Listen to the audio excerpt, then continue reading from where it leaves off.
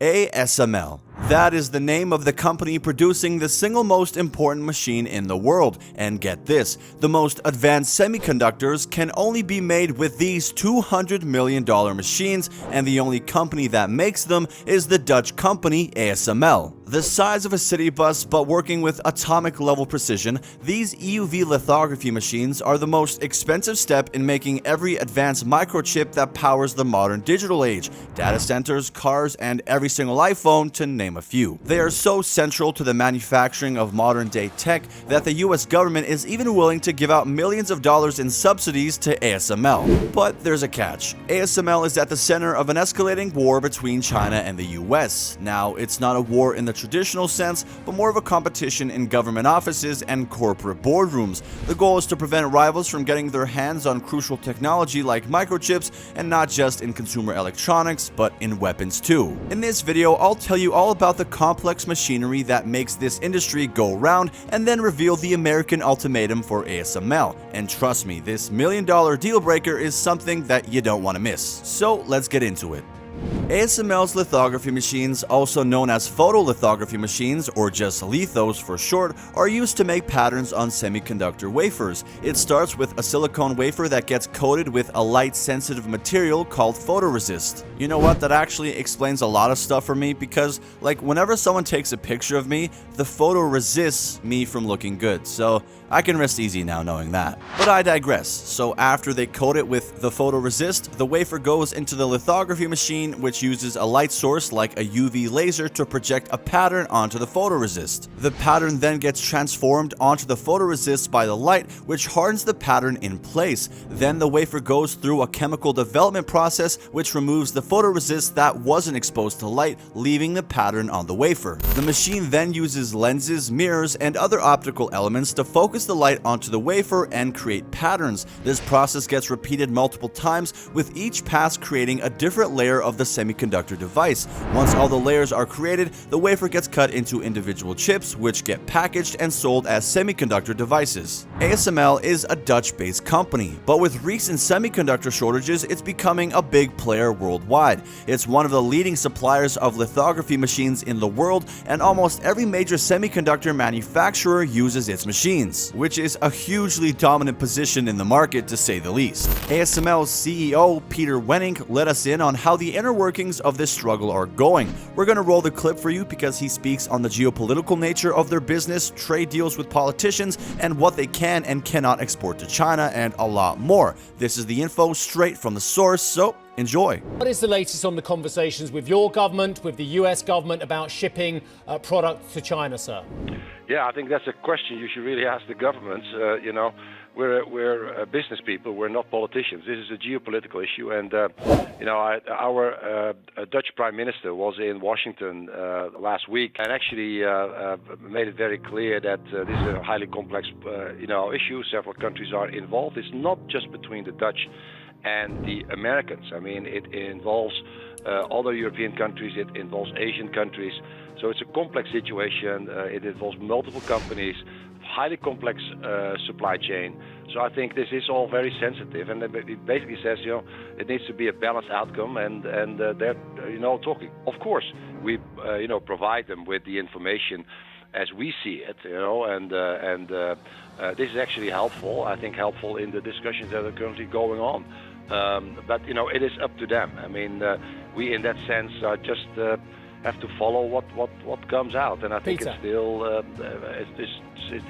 still a discussion. Yeah, Peter, I asked Mark Rutte on the back of his trip the day after he'd had that photo taken in the Oval Office, and he didn't give me a concrete answer on this one. So my tech correspondent Arjan's just asked me, what are you currently shipping to China? Do you think you are going to be selling EUV machines to China? Oh no, I think that they can be very clear on that. There is an export control issue on EUV, which is our most advanced product, but we're still shipping deep UV and metrology and inspection tools, which is still allowed. So now our China business is about 15% of our total sales. It's been that last year. I think it's probably going to be similar this year.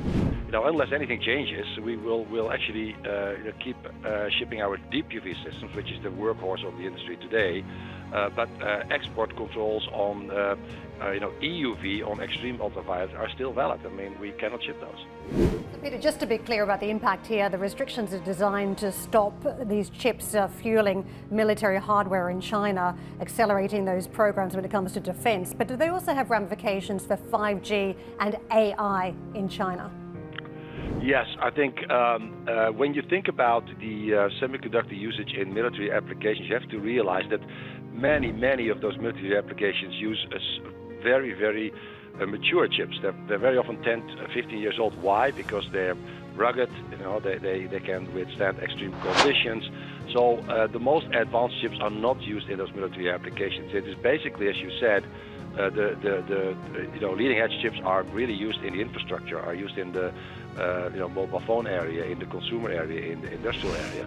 And I think that this is where, of course, any export control, we need to really think through what that means for the capacity that is being built up globally, which includes China. So this is something that we, of course, give information to our government what we think the consequences are of certain proposals, and that is, that is indeed where we are today.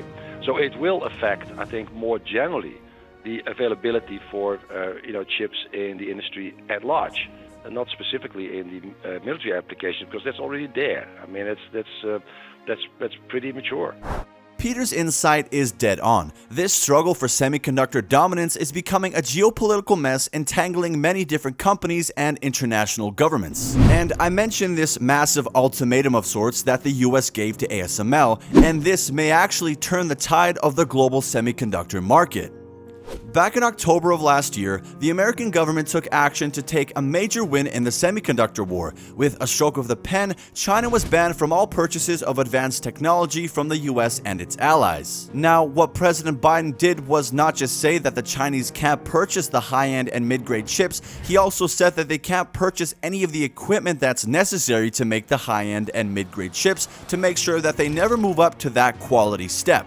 ASML was told that its US employees cannot be working with Chinese customers. ASML sent out a memo saying that any US staff, including American citizens, green card holders, and foreign nationals living in the US, are not allowed to provide certain services to advanced chip manufacturing plants in China, also known as fabs. They also said that US employees must refrain, either directly or indirectly, from servicing, shipping, or providing support for any customers in China until further notice, and that ASML is currently assessing which particular fabs are affected by this restriction. Now, this is certainly going to cause delays or disruptions in the production of semiconductors in China and lead to shortages in the global market. And since ASML is a major player in the industry and used by almost every big semiconductor manufacturer, it could have a big impact on the whole industry. At this point, we don't really know what's going to happen next, but it seems clear that the tension between the US and China is kind of reminiscent of the Cold War, as these two major powers with contrasting ideologies compete against each other. So the battle over chips is likely to continue.